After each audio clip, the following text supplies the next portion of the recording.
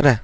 Minu nimi on Risko ning te vaatate Risk Invest portaali algajate kategooria õppevideot, mille teemaks on siis graafikute tüübid ning seda just tehnilise analüüsi valdkonnas. Nii, tehnilises analüüsis põhiliselt kasutatavad graafikud on siis tulpgraafik, mida siis kutsutakse inglise keeles bar chart, siis on joongraafik, küünalgraafik ning punkti ja kujundi graafik. Nüüd vaatame, millised nad siis välja näevad. Tulpgraafik näeb siis selline välja. Seda graafikut on natukene lihtsam aru saada kui näiteks punkti ja kujundi graafikut, kuid kindlasti raskem graafik kui tavaline joongraafik. Selline näetab siis ajalooliselt välja, kuid kui vaadata üksikut tulpgraafiku elementi, siis ta näeb välja selline, kus on siis näha high ehk siis päeva tipud, low päeva põhjad ning open ja close siis vastavalt avamishind ja sulgemishind. Kui siis sulgemishind on kõrgemal kui avamishind, siis ta on näiteks musta värvi roheline. Kui sulgemishind on kõrgemal kui avamishind, siis võib olla see joon kas musta värvi, rohelist värvi või kuidas keegi kasutab.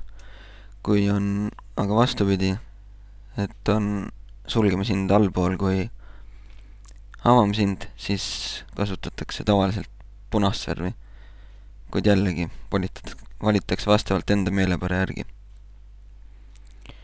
Teine graafiku tüüp oli siis joongraafik, mis on arvatavasti kõige lihtsam jälgida, kuid ta ei ütle päevaste liikumiste kohta midagi.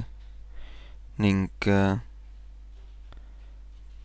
tavaliselt kasutatakse ka enamalt jaolt nii Yahoo Finance'i kui ka Balti börsi aktsiate lihtsamaks jälgimiseks sellist graafikut. Küünalgraafik näeb siis ajaloolises liikumises välja selline. Ja siis tegemist on siis Apple aktsia küünalgraafikuga perioodist 26. jaanuar kuni 2. märts. Nii. Tegemist on siis sarnase graafikuga, nagu seda oli bar chart ehk siis tulpgraafik, kus siis näitavad tipud, ülemised punktid on siis tipud ehk siis küünla ülemised varjud nii-öelda, mis siis näitavad seda päevaseid tippe, samuti on alumised varjud, mis siis näitavad päevasisest põhja. Nii-öelda küünla kireks või siis podiks on see keskmine tsoon ja neid sisemusi värvitakse tavaliselt kas siis valgeks, roheliseks, kui sulgemishind on kõrgemal kui avamishind, ning tavaliselt kui on vastupidi, näiteks avamishind on ülevalpool kui sulgemishind, siis kasutatakse musta või siis punast värvi. Punkti ja kujundi graafik tundub küll väga keeruline ning ta on ka minu jaoks väga keeruline. Pole ise kasutanud seda. Kindlasti on inimesi, kes kasutavad seda graafikut tehnilise analüüsi teostamiseks.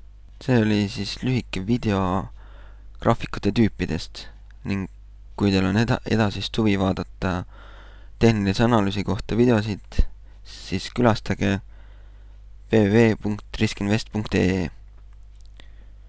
Tänud Risk-Invest portaali õppevideot vaatamast ning kui te vaatate videot YouTube'ist, siis kindlasti külastage ka Risk-Invest portaali. Kohtume järgmises õppevideos.